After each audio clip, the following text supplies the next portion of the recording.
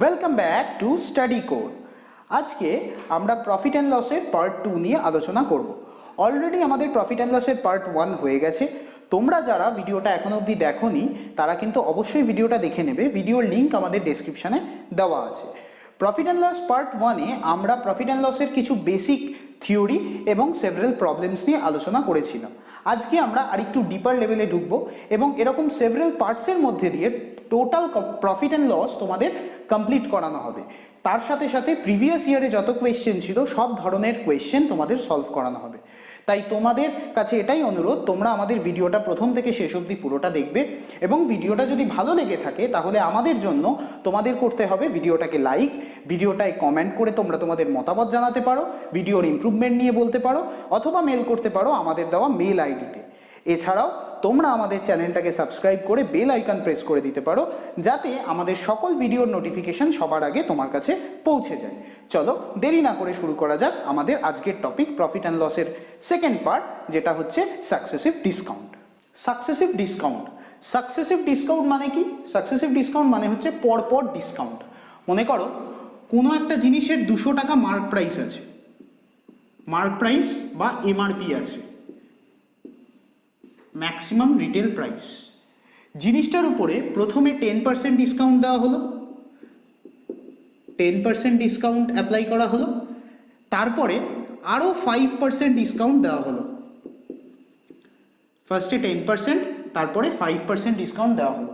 তাহলে তোমাকে যদি জিজ্ঞেস করা হয় এখানে টোটাল ডিসকাউন্ট কত, এখানে টোটাল ডিসকাউন্ট কত, তোমাদের মধ্যে অনেকে উত্তর দেবে 10 + 5 15%, বাট দ্যাট ইজ রং। 15% এখানে ডিসকাউন্ট নয়। তাহলে এখানে ডিসকাউন্ট কত? 200 টাকা জিনিসটার এমআরপি ছিল, 200 টাকার উপর প্রথমে 10% ডিসকাউন্ট মানে কি করা হয়েছে? 200 × 90/100। ডিসকাউন্ট মানে কি? ছাড় দেওয়া হয়েছে। 200 × 90/100 মানে 180। 200 × 90/100 মানে এটা দুবার কাটছে, মানে 180 টাকা। তারপরে আবার 5% ডিসকাউন্ট দেওয়া হয়েছে, তার মানে এটা ইন্টু 95/100, এটা ইন্টু 95/100। 0 দিয়ে 0 কাটলো, 18 দিয়ে 95কে মাল্টিপ্লাই করলে তাহলে 1710/10। এই 0টা আছে, 0 দিয়ে 0 কাটলো মানে 171। তাহলে 200 টাকার জিনিস, প্রথমে 10% ডিসকাউন্ট, এটা হচ্ছে আমার 10% ডিসকাউন্টের সেগমেন্টটা, আর এটা হচ্ছে আমার 5% ডিসকাউন্ট। এখানে কত ডিসকাউন্ট আছে? 5% ডিসকাউন্ট আছে। তাহলে টোটাল ডিসকাউন্ট দিয়ে আমার টাকাটা গিয়ে দাঁড়ালো 171 টাকা। তাহলে আমি দেখি এটার কত পার্সেন্ট। 171 টাকা মানে এখানে কত কমেছে? 171 টাকা মানে 29 টাকা কমেছে। 29 টাকা কমেছে 200 টাকার উপর, ইন্টু 100 করলে আমরা কি পেয়ে যাব? Total percentage discount. তাহলে এখানে টোটাল পার্সেন্টেজ ডিসকাউন্ট কত হচ্ছে? 14.5। 29/2 মানে 14.5%। কেন এই তাহলে বোঝা গেল 14.5%। তাহলে বোঝা গেল 15% অ্যান্সার হবে না, এখানে অ্যান্সার হবে 14.5%। এটাই হচ্ছে সাকসেসিভ ডিসকাউন্ট। এক্ষেত্রে চলো দেখা যাক কেন এটা হচ্ছে, আমরা কেন এখানে 15% হলো না। অ্যাকচুয়ালি দেখো, প্রথমে যখন 10% অ্যাপ্লাই করা হয়েছিল তখন আমার ক্যাপিটাল ছিল 200 টাকা। 10% ডিসকাউন্ট দেওয়ার পরে আমার ক্যাপিটাল হয়ে গেছে 180 টাকা। তাহলে যেহেতু এখানে ক্যাপিটাল আলাদা হয়ে গেছে, সুতরাং এখানে পার্সেন্টেজ ডিসকাউন্টের ভ্যালুটাও আলাদা হয়ে যাবে, সেহেতু 200 থেকে কমে 171 এসে দাঁড়ালো। এবার এটা রিলেটেড ফর্মুলা, সাকসেসিভ পার্সেন্টেজ যে ফর্মুলা দিয়ে আমরা সহজে বের করতে পারি সেটা হচ্ছে x + y + xy/100। x + y + xy/100। এখানে x আর y কি? x হচ্ছে আমার ফার্স্ট ডিসকাউন্ট আর y হচ্ছে আমার সেকেন্ড ডিসকাউন্ট।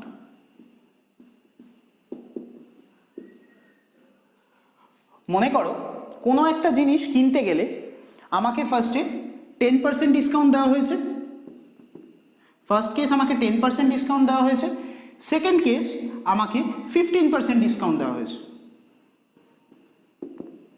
15% ডিসকাউন্ট দেওয়া হয়েছে। তাহলে কি হবে, আমার এখানে এক্স এর ভ্যালু কত হবে? এক্স এর ভ্যালু কিন্তু হবে আমার -10। কেন -10? কারণ ডিসকাউন্ট দেওয়া হচ্ছে, ডিসকাউন্ট দেওয়া হচ্ছে মানে কি ভ্যালুটা কমছে, সেই জন্য এখানে -10। আর ওয়াই এর ভ্যালু কত হবে? ওয়াই এর ভ্যালু হবে -50।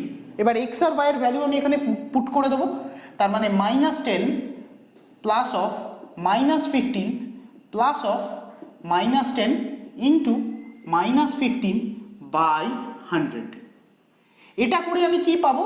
এটা করে আমি পাবো টোটাল ডিসকাউন্টটা। তাহলে টোটাল ডিসকাউন্ট কত? এখানে -25, এখানে মাইনাসে মাইনাসে প্লাস, প্লাস অফ 150 বাই 100, 0 দিয়ে 0 কাটছে, মানে -25 প্লাস 1.5 অ্যান্ড দ্যাট ইজ 23.5%। তাহলে প্রথমে 10% ডিসকাউন্ট, তারপরে 15% ডিসকাউন্ট দিয়ে কিন্তু আমার টোটাল ডিসকাউন্ট অ্যামাউন্ট দাঁড়ালো 23.5%। এই রিলেটেড তোমাদের অঙ্ক আসে, কীরকম আসে? মনে করো কোনো দোকানদার প্রথমে 40% ডিসকাউন্ট দিল, আরেকটা কেসে দোকানদার 20%, তারপরে আবার 20% ডিসকাউন্ট দিল। প্রশ্ন আসে কোন ডিসকাউন্টটা বড়, অর্থাৎ যে ক্রেতা তার কাছে কোন ডিসকাউন্টটা বেশি হবে। এটা একটা 40% নিট ডিসকাউন্ট, আর এখানে 20 অ্যান্ড 20, মানে এক্স এর ভ্যালু আমার হয়ে যাবে -20। যেখানেই ডিসকাউন্ট দেখবো সেখানেই কিন্তু এক্স আর ওয়াইয়ের ভ্যালুগুলো আমি মাইনাস পুট করবো। এক্স এর ভ্যালু -20, ওয়াইয়ের ভ্যালু -20। তাহলে টোটাল ডিসকাউন্ট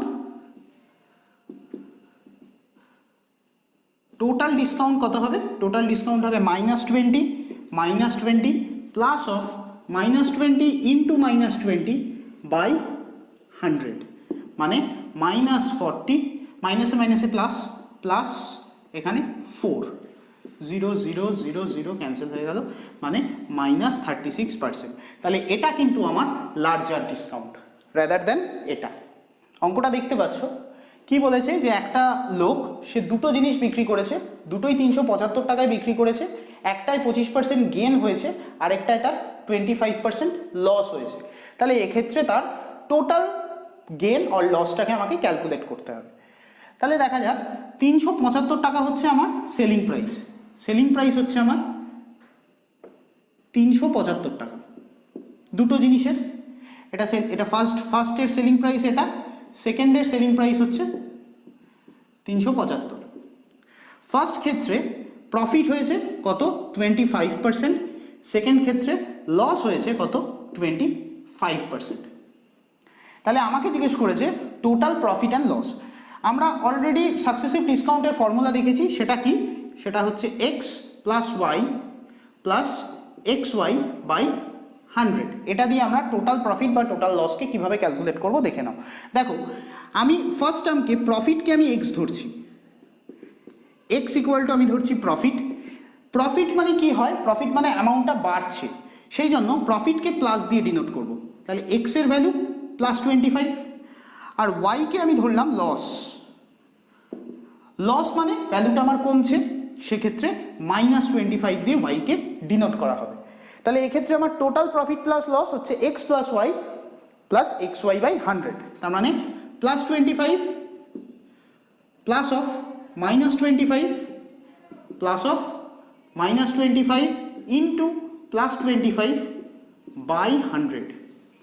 এটা সলভ করলে +25 -25 প্লাসে মাইনাসে মাইনাস, তাই -25 25 625 বাই 100, +25 -25 কেটে গেল, মানে -6.25 আমার অ্যান্সার এসছে।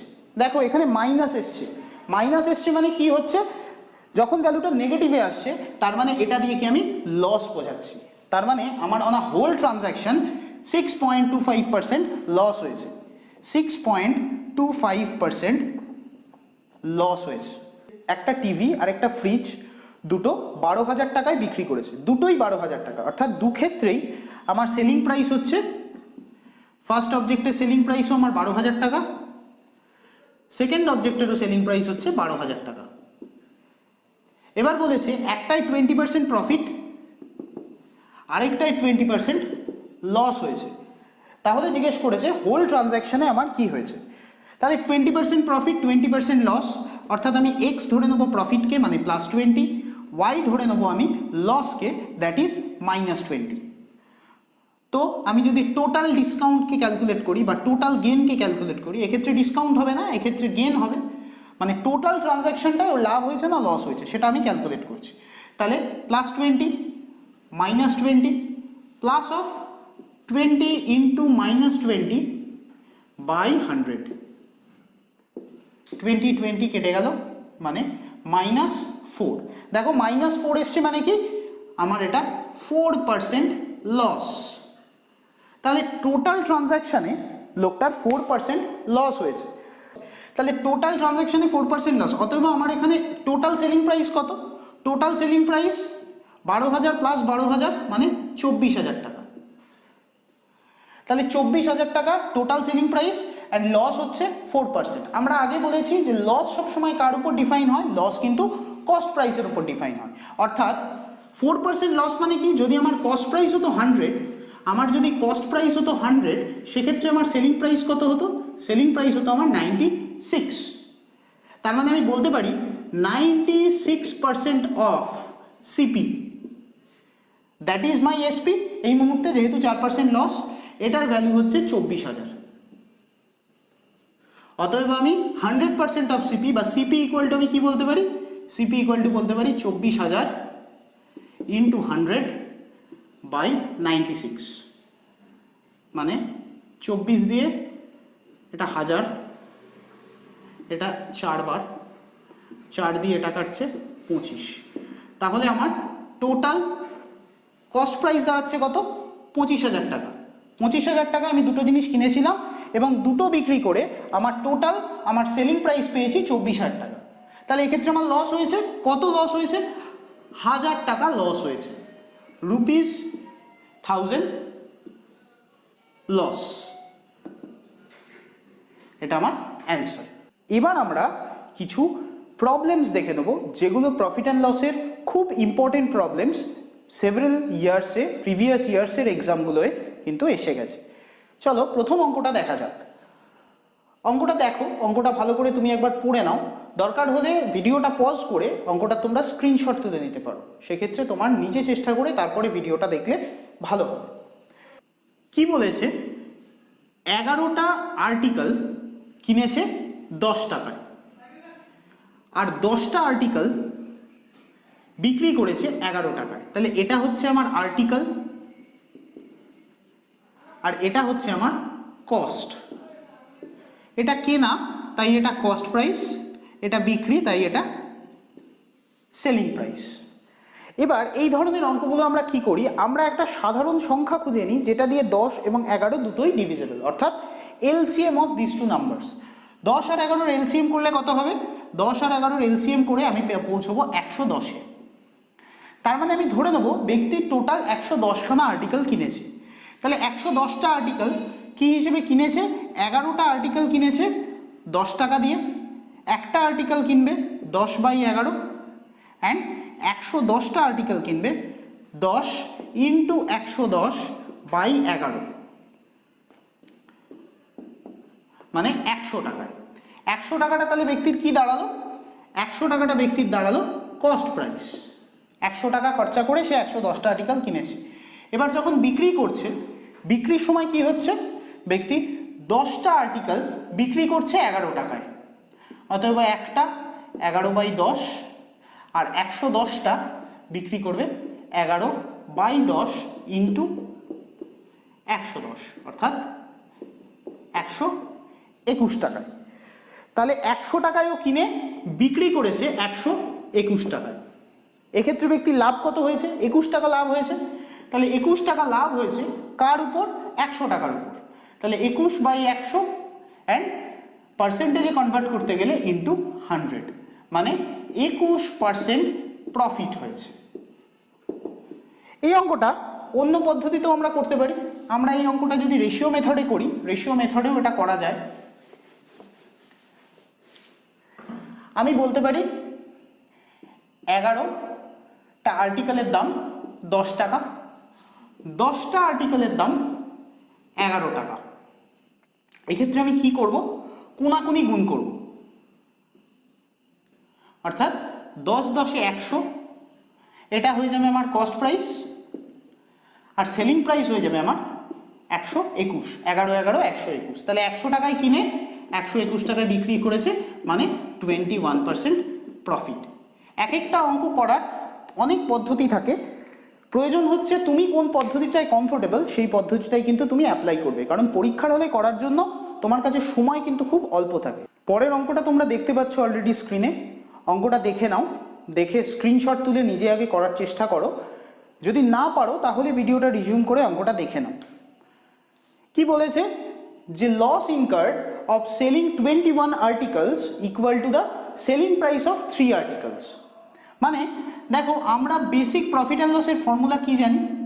বেসিক প্রফিট অ্যান্ড লসের ফর্মুলা জানি যে cost price minus loss equal to selling price. তাহলে আমি যদি 21 এসপি, অর্থাৎ এই সাইডেও আমি 21 দিয়ে মাল্টিপ্লাই করলাম, এই সাইডেও আমি 21 দিয়ে মাল্টিপ্লাই করলাম, 21 CP minus 21 loss equal to 21 SP. এবার এই 21 লসটা কি? 21 লসটার ভ্যালু বলে দেওয়া আছে যে সেলিং প্রাইস অফ 3 আর্টিকেল। তাহলে 21 CP minus 3 SP equal to 21 SP, that is 21 CP equals to 24 SP and CP by SP 24 by 21। এক্ষেত্রে আমরা বলেছিলাম যখন এরকম CP/SP রেশিও পাবো সেক্ষেত্রে ডাইরেক্ট সিপিকে এটা ধরে নেব, এসপিকে আমি এটা ধরে নেব। তার মানে সিপি 24, এসপি হচ্ছে আমার 21। এক্ষেত্রে আমার লস কত হয়েছে? লস ইকুয়াল টু হচ্ছে আমার 3। তাহলে 3 লস হয়েছে। 3 লস হয়েছে, কার উপর লস হয়েছে? আমাকে যদি পার্সেন্টেজ লস ক্যালকুলেট করতে হয়, আমরা কি জানি formula? Percentage loss equal to loss by CP into 100। Loss কত? 3 অন 24 ইন্টু 100, এটা কাটলে 8, 100 বাই 8 মানে হচ্ছে 12 হোল 1/2%। তাহলে এত পার্সেন্ট আমার হচ্ছে লস। এটা হচ্ছে বেসিক মেথড। এবার চলো এটা শর্ট ট্রিক শিখি। এক্ষেত্রে আমাকে যেহেতু লস বলেছে, আমার এসপি বলেছে, এসপি বলে দিয়েছে 21 আর আমাকে লস বলেছে 3। তাহলে এক্ষেত্রে আমি ডাইরেক্ট পার্সেন্টেজ লস ক্যালকুলেট করতে পারি। ডাইরেক্ট পার্সেন্টেজ লস কি হবে? 3 বাই 21 প্লাস 3। যেহেতু লস বলেছে, লস বললে প্লাস হবে। এক্ষেত্রে যদি আমার এটা লস না বলে এটা যদি আমার প্রফিট বলতো, তাহলে আমি কি করতাম? 3 বাই 21 মাইনাস 3, পার্সেন্টেজ নিয়ে যেতে হবে ইন্টু 100 ইন্টু 100। দেখো এখানেও এটা 3 বাই 24 ইন্টু 100, মানে 8 টাইমস 8 দিয়ে 12.5%। এক্ষেত্রে কত আসছে? 3 বাই 18, 3 বাই 18 ইন্টু 100, মানে এটা 6 টাইমস, এটা 16 হোল 2/3%। এক্ষেত্রে হতো প্রফিট, এক্ষেত্রে হচ্ছে লস। তাহলে আরেকবার বলে দিই, যদি এই ধরনের অঙ্ক বলে দেওয়া থাকে যে এসপি বলে দেওয়া আছে এবং লসটাকে আমার সেক্ষেত্রে লস বা প্রফিট বলে দেওয়া আছে, তাহলে যদি আমাকে লস বলে সেক্ষেত্রে আমার কি সাধারণ কনসেপ্ট কি মনে রাখবে? লস যদি হয়, লস হতে গেলে আমার কি করতে হবে? নিচের ভ্যালুটাকে বড় হতে হবে, অর্থাৎ কস্ট প্রাইসটাকে বড় হতে হবে। কারণ পার্সেন্টেজ লসের ফর্মুলা কি? Loss by cost price into 100। তো এটা আমার নাথিং বাট কস্ট প্রাইস, সেক্ষেত্রে কস্ট প্রাইসটাকে বড় হতে হবে, তাই প্লাস। প্রফিটের ক্ষেত্রে কস্ট প্রাইসটাকে ছোট হতে হবে, তাই মাইনাস। এটা মনে রাখার একটা ট্রিক, প্রত্যেকটা শর্টকাটের মনে রাখার ট্রিক প্রত্যেকের নিজস্ব থাকে। এটা আমার ট্রিক, আমি তোমাদের বলে শেয়ার করলাম। নেক্সট কোয়েশ্চেনটা তোমরা স্ক্রিনে দেখতে পাচ্ছ। এক্ষেত্রে এই কোয়েশ্চেনটা আগের কোয়েশ্চেনটার সাথে সেম, তোমরা দেখে বুঝতে পারছো। তো এটা হচ্ছে তোমাদের হোমওয়ার্কের মতো, তোমরা এইটা সলভ করে এইটার অ্যান্সার কমেন্ট বক্সে জানাবে, তাহলে আমি বুঝতে পারবো যে আমার বোঝানো বা পড়ানোটা তোমাদের কাছে কতটা সহজাত হচ্ছে। এই অঙ্কটা কি বলেছে, যে ব্যক্তি 15% প্রফিটে জিনিসটা বিক্রি করেছে। তাহলে 15% প্রফিট মানে কি? 15% প্রফিট মানে ব্যক্তির যদি কস্ট প্রাইস হতো 100, তাহলে ব্যক্তির সেলিং প্রাইস হতো কত? সেলিং প্রাইস হতো 115। এবং দ্বিতীয় কেসে বলেছে যে ও যদি 18 টাকা আরও বেশি দামে বিক্রি করতো, এটা যদি ₹18 হতো, তাহলে ওর 18% গেন হতো। তো 18% গেন হওয়া মানে কি? সেই কস্ট প্রাইস আমার 100 আর সেলিং প্রাইস হচ্ছে 118। তাহলে আমাদের হিসাবে সেলিং প্রাইসের চেঞ্জ কত হচ্ছে? আমাদের হিসাবে সেলিং প্রাইস চেঞ্জ হয়েছে কত? 3। আর বইয়ের হিসাবে এটা কত? 18। তাহলে আমি বলতে পারি 3 = 18। অতএব আমাকে চেয়েছে কি? Cost price. কস্ট প্রাইস আমি কত ধরেছি? 100।